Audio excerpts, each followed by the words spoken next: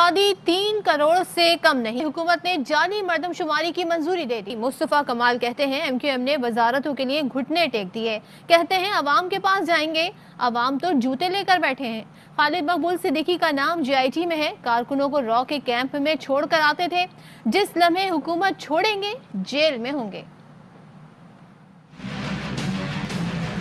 कराची की आबादी कहीं से भी 3 करोड़ से कम नहीं है। हुकूमत ने जाली मर्दमशुमारी को काबीना की अप्रूवल दे दी। इससे कमजोर हुकूमत पाकिस्तान की तारीख में कोई आई नहीं है। कमजोर तरीन वफाकी हुकूमत के सामने उन्होंने घुटने टेक दिए अपने वजारतों के मजे के लिए। इनको फिल फौर हुकूमत से अलहदा होना चाहिए। क्या फरमा रहे हैं? हम अवाम के पास जाएंगे, अवाम जूते लेकर बैठे, जाओ अवाम के पास। ये कभी भी हुकूमत नहीं छोड़ेंगे। खालिद मकबूल सिद्दीकी साहब का नाम उस जीआईटी में है जो रॉ के एजेंट पकड़े गए हैं। इंडिया ले जाकर रॉ के कैंप में बैठाने वाला खालिद मकबूल सिद्दीकी है। द मोमेंट ये हुकूमत छोड़ेंगे सब लोग जेलों में जाएंगे।